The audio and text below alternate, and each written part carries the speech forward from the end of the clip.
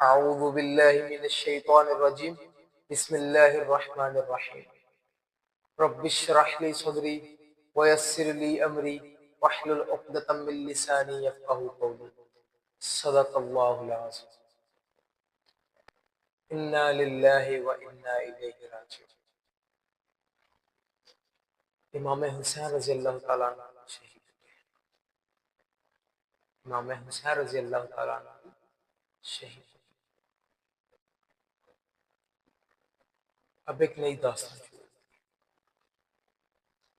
جو پہلے سے زیادہ دردناک ہے، پہلے سے زیادہ دردناک ہے۔ زیادہ دردناک کیسے ہے؟ پہلے تو شہادتیں ہوئی ہیں۔ دردناک اس طرح ہے کہ پہلے تو امام خود تھے، امام خود بھی تھے، امام کے صاحبزادے علی اکبر بھی تھے، حسن کے لخت جگر بھی تھے، علمدار بھی تھے، لیکن اب سب شہید۔ اب اہل بیت بچ گئے، صاحبزادے حضرت امام حسین رضی اللہ تعالیٰ عنہ کے حضرت امام زین العابدین رہ گئے، ایک صحابی رسول رضی اللہ تعالیٰ عنہ حضرت زید بن ارقم رہ گئے۔ اسی لیے یہ داستان پہلے سے زیادہ دردناک ہے، اور اس داستان کو داستان زینب کے نام سے یاد کیا جاتا ہے، داستان زینب کے نام سے یاد کیا جاتا ہے۔ اور دوسری جانب حضرت سکینہ رضی اللہ تعالیٰ عنہ، بابا کی لخت جگر، نور نظر، اب وہ بھی ایک معصوم تھی، ننھی سی چھوٹی سی ایک کلی تھی۔ بابا کے سینے پہ جو سوتی وہ سکینہ تھی۔ جب کربلا کی خاک پہ شام اتر آئی، بابا کو پکارا پر آواز نہ لوٹ آئی۔ بابا کے لاشے پہ سو گئی تھی سکینہ، زخموں کی چادر پہ کھو گئی تھی سکینہ، کانوں سے بالیاں بھی چھین لی گئیں، پانی کے ایک بوند کو ترس گئی تھی سکینہ۔ اور یہ حضرت سکینہ رضی اللہ تعالیٰ عنہ کون سی ہیں؟ یہ نواسیاں فاطمہ ولی کی تو نور نظر ہے، حضرت امام حسین کی بھتیجی ہیں، حضرت امام حسن رضی اللہ تعالیٰ عنہ، ہمشیرہ ہیں۔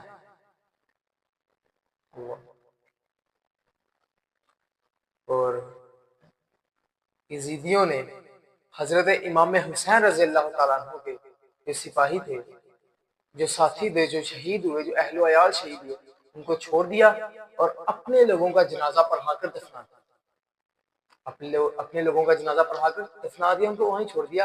اور جو پہلے آپ سے ذکر کیا، حضرت امام حسین رضی اللہ تعالیٰ عنہ نے 3 محرم الحرام کو بنو اسد قبیلے سے مخاطب ہو کر ان سے اسی حالات و واقعات کے بارے میں بتایا تھا، اور اسی بنو اسد نے آ کر امام اور ان کے ساتھیوں کو دفنایا، جنازہ پڑھا دیا۔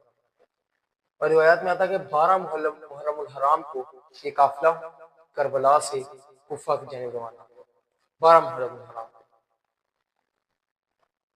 اور جان بوجھ کر آبادی والے رستوں میں اختیار کیا گیا، کوفہ کی طرف جب جا رہے تھے، تاکہ زیادہ سے زیادہ لوگ دیکھ سکیں۔ اور افواہ کیا پھیلائی تھی انہوں نے، کیونکہ کچھ لوگوں کو تو پتہ ہی نہیں تھا ہوا کیا ہے، ماجرا کیا تھا۔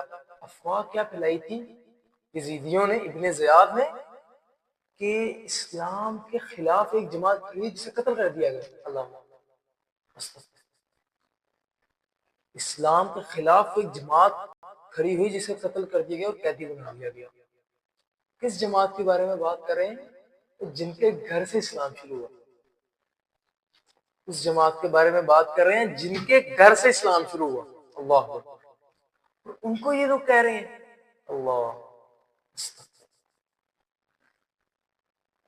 اور جب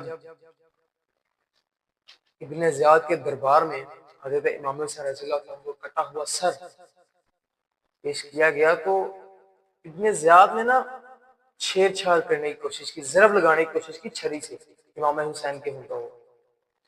تو جن صحابی رسول کا میں نے ذکر کیا، حضرت زید بن ارقم رضی اللہ تعالیٰ عنہ، ان سے برداشت نہیں ہوا، انہوں نے کہا ارے ابن زیاد یہ کیا کرتا ہے؟ ارے میں نے ان ہونٹوں پہ رسول اللہ کے ہونٹوں کو لگتے ہوئے دیکھا ہے، اللہ یہ تو کیا کر رہا ہے؟ اور ابن زیاد کہتا ہے کہ اگر مجھے تیری عمر کا لحاظ نہ ہوتا، صحابی رسول کو اس طرح مخاطب ہو رہا ہے، ابن زیاد کہتا ہے کہ اگر مجھے تیری عمر کا لحاظ نہ ہوتا میں تجھے بھی قتل کروا دیتا۔ اور جب حضرت زینب الکبریٰ رضی اللہ تعالیٰ عنہ کو پیش کیا گیا دربار میں تو اشارہ کر کے کہتا ہے یہ کون ہے، یہ کون ہے؟ تو لوگوں نے کہا ارے یہ تو فاطمہ کی دختر ہے، ارے یہ تو فاطمہ کی بیٹی حضرت زینب الکبریٰ رضی اللہ تعالیٰ عنہ ہے۔ انہوں سے کہتا ہے دیکھا اللہ نے تمہارے بھائی دیگر عزیزوں کے ساتھ کیا کیا؟ تو آگے حضرت زینب الکبریٰ رضی اللہ تعالیٰ عنہ نے جواب دیا ارے میں نے تو اچھا ہی اچھا دیکھا، میں نے تو اچھا ہی اچھا دیکھا، وہ تو خاصان خدا تھے جن کے لیے شہادت کا مرتبہ لکھ دیا گیا تھا، اور وہ خود اپنے پیروں پہ چل کے قربان گاہ کی طرف آئے تھے۔ اور آگے سے دل دکھانے کے لیے کہتا ہے کہ خدا کا شکر ہے جس نے تمہیں شکست سے دوچار کیا۔ تو آگے سے حضرت علی کی یہ بیٹی حضرت سیدہ زینب الکبریٰ رضی اللہ تعالیٰ عنہ کا جواب سنیے، کہتی ہیں کہ الحمد ہے اس ذات کی، الحمد ہے اس ذات کی جس نے ہمیں نبی کے گھر میں پاک و پاکیزہ پیدا کیا۔ اور رسوا تو وہ ہوتا ہے جو فاسق ہو، اور رسوا تو وہ ہوتا ہے جو فاجر ہو۔ ان کے لیے تو شہادت کا مرتبہ لکھ دیا گیا تھا۔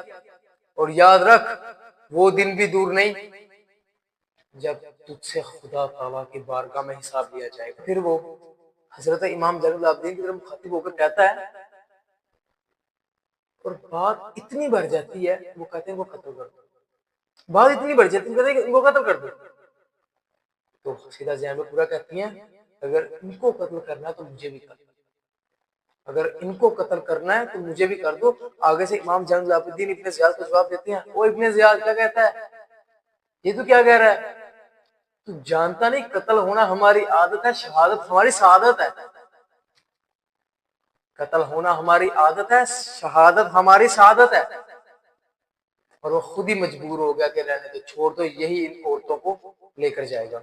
اور اگلے دن کوفہ کے بازاروں میں آل نبی کو بغیر چادر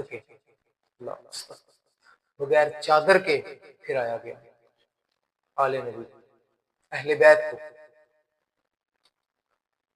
اور اگلے دن ابن زیاد نے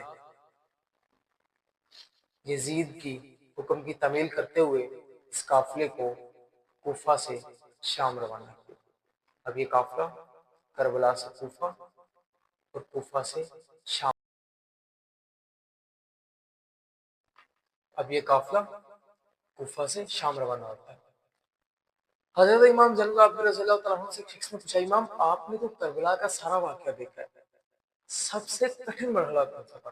ازل سے ابد تک آپ تو کربلا کے سارے واقعے سے واقف ہے نا، ازل سے ابد تک سب سے کٹھن مرحلہ کون سا تھا؟ امام نے 3 بار فرمایا الشام الشام الشام۔ ایسا کیا ہوا تھا شام میں؟ اکثر روایات کے مطابق یکم صفر 61 ہجری کو یہ قافلہ شام پہنچ گیا۔ شام کے بازار کو سجایا گیا، شادیانے بجائے گئے کہ باغیوں کا ایک گروہ آ، اور یہاں پر بھی لوگوں کو اصل بات معلوم ہی نہیں۔ اور جب دروازہ دمشق سے داخل ہوتے ہیں تو ایک بزرگ آتا ہے امام زین العابدین کے پاس، کہتا ہے الحمد ہے اس ذات کی جس نے تمہیں شکست سے دوچار کیا، نعوذ باللہ، کہتا ہے الحمد ہے اس ذات کی جس نے تمہیں شکست سے دوچار کیا اور یزید کو تم پر غلبہ عطا کیا۔ تو امام زین العابدین فرماتے ہیں کہ تم نے قرآن کی وہ آیت پڑھی ہے، کون سی؟ قل لا اسألکم علیہ اجرا الا مودۃ فی القربى، ہاں میں پڑھی ہے، ارے وہ نبی کے ذی القربہ ہم ہیں۔ وہ خاموش ہو گیا۔ امام نے پھر فرمایا، امام فرماتے ہیں کہ تم نے وہ قرآن کی آیت پڑھی ہے انما یرید اللہ لیذھب عنکم الرجس اہل البیت، جسے آیت تطہیر بھی کہا جاتا ہے، ہاں ہاں یہ تو ایک میں نے پڑھی ہے۔ امام نے کہا وہ اہل نبوت ہم ہی ہیں جن پر خدا نے محبت کو لازم قرار دیا۔ رونے لگا، کہتے ہیں امام میری توبہ قبول ہو سکتی ہے؟ جو حر نے کہا تھا، ہاں ہاں تمہاری توبہ قبول، اس طرح سے معاف کر دیا۔ جب دربار یزید میں قافلہ داخل ہوتا ہے تو علی کی دلاری نبی کی نواسی یزید کے کس حالت میں داخل ہو رہی ہیں کہ یزید شراب کا جام اس کے ہاتھ میں ہے، شطرنج کھیل رہا ہے، اور علی کی دلاڑی داخل ہو رہی ہیں، اور وہ کہتا ہے کہ کاش میرے بدر والی بزرگ زندہ ہوتے تو آج مجھ پر فخر کرتے، جس پر ایک شاعر نے لکھا ہے کہ ایک محمد دشمنی کیا کیا ستم دکھلا گئی، بدر کی جنگ بڑھتے بڑھتے کربلا تھا۔ اس کے بعد کہتا ہے کہ یہ تو اصول بنی ہاشم نے کھیل کھیلا تھا، نہ ہی کوئی وحی کا نزول ہوا، نہ ہی کوئی نبوت۔ کہہ رہے تو اصول بنی ہاشم نے ایک کھیل کھیلا تھا، جس پر علی کی بیٹی نے ایک طویل خطبہ دیا، اور وہ جگہ آج بھی مارک ہے، اس جگہ پر یزید بیٹھا تھا اور اس جگہ پر علی کی دلاڑی حضرت سیدہ زینب الکبریٰ رضی اللہ تعالیٰ عنہ کھڑی تھی۔ وہ طویل خطبہ دیا کہ جس میں یہ الفاظ بھی تھے کہ اے یزید، اہل اسلام تو اس بات کی بھی متقاضی ہے کہ تم اپنی بیویوں حتیٰ کہ اپنی کنیزوں کے لیے بھی پردے کا اہتمام کرو، لیکن اہل بیت کو تم اس طرح قید کرو۔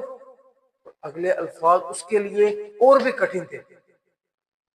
سیدہ زینب الکبریٰ رضی اللہ تعالیٰ عنہ فرماتی ہیں کہ یہ تو زمانے نے یہ پہنچا دیا کہ میں تیرے سے بات کر رہی ہوں، ورنہ میں تو تیری سرزنش کو بھی اپنے لیے مصیبت قرار دوں۔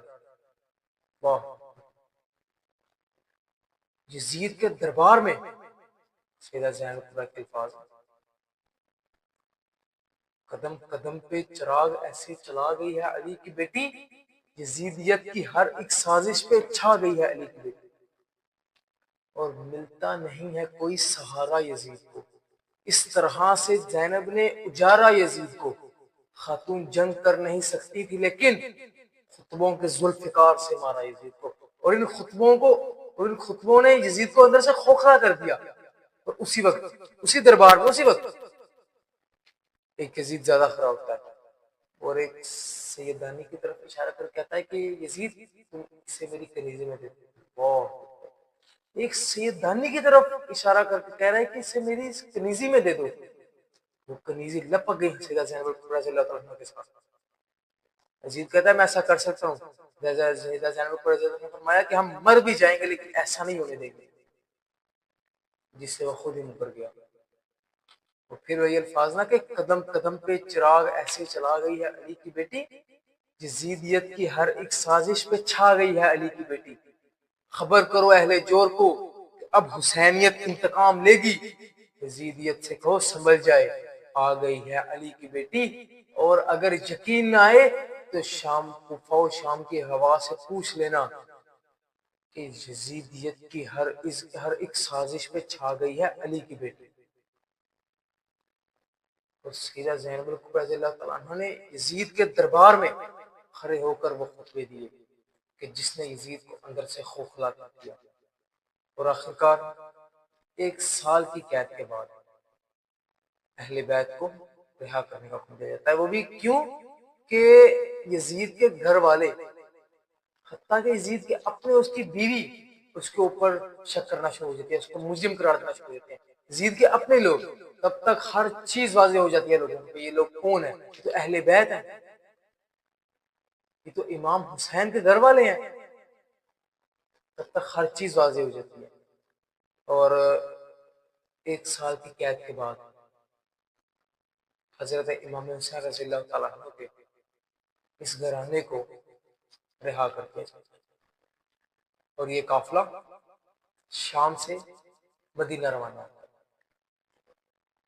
داستان شروع کہاں سے ہوئی؟ مدینہ سے، مدینہ سے مکہ، مکہ سے کوفہ، کوفہ سے کربلا، کربلا سے پھر کوفہ، کوفہ سے شام، اور اب پھر شام سے پھر مدینہ۔ آپ نے اگر پہلی ایپیسوڈ دیکھی ہو تو سیدہ زینب الکبریٰ رضی اللہ تعالیٰ عنہ کس طرح آئی تھی؟ جب سوار ہونے لگی تو صدا بلند ہوئی، مدینے والوں نظریں جھکاؤ، علی کی بیٹی سوار ہو رہی ہے۔ لیکن اب جب واپس آ رہی ہیں تو قاسم بھی نہیں، علی اکبر بھی نہیں، عباس بھی نہیں، امام بھی نہیں، اللہ اکبر، ان کے اپنے صاحبزادے اون و محمد بھی نہیں۔ تو یہ تھی مدینہ سے مدینہ تک کے راستہ۔ سیدہ زینب الکبریٰ رضی اللہ عنہ فرماتی ہیں کہ ہم تو اپنے پیاروں کو جی بھر کے رو بھی نہ سکے، روتے بھی کیسے؟ داستان حسین ختم ہوئی، داستان زینب شروع ہو گئی، ایک نئے مراحل شروع ہو گئے، اور ہوتے بھی کیسے؟ اور یہ مدینہ سے مدینہ تک کی داستان۔ واقعہ کربلا کیا سبق دیتا ہے؟ ہم نے 6 ایپیسوڈز بنائے اس کے اوپر، اگر آپ 6 ایپیسوڈ ہمارے ساتھ تھے، ہم نے کوشش کی کہ اپنے ہر واقعے کو تفصیل سے بیان کیا جائے۔ جو بھی ہمارے ساتھ اس سفر میں شریک سفر رہے ان کا بہت بہت شکریہ، اور میں نے تو اپنی طرف سے پوری کوشش کی، اور میری ٹیم نے بھی پوری کوشش کی کہ جی ایک ایک بات کو واضح کیا جائے۔ کس طرح مدینہ سے روانہ ہوئے، مکہ پہنچے، ایسی کیا بات ہوئی کہ کوفہ جانا پڑا، کوفہ پہنچے بھی نہیں تو ایسا کیا ہوا کہ کربلا جانا پڑا، کربلا کے بعد 2 محرم، 3 محرم، 4، 5، 6، 7، 8، 9، 10 علیحدہ علیحدہ دن کے آپ کو واقعات بھی بتائے، اور اس کے بعد داستان زینب تفصیل سے بتائی۔ اب یہ واقعہ کربلا جو 6 ایپیسوڈز بنی ہے، ہمیں کیا سبق دیتا ہے؟ یہ واقعہ کربلا ہمیں کیا سبق دیتا ہے؟ کربلا نے سکھایا جھکنا نہیں، حق پر تنہا بھی ہو تو رکنا نہیں۔ حسین نے سر کٹایا لیکن باطل کے آگے جھکایا نہیں، صدا بن گیا ہر مظلوم کی زبان، حسین آج بھی ہے حق کا نشان۔ السلام علیکہ یا ابا عبداللہ، السلام علیکہ یا امام حسین، السلام علیکہ یا نواسہ رسول، السلام علیکہ فرزند شیر خدا، وآخر دعوانا الحمدللہ رب العالمین۔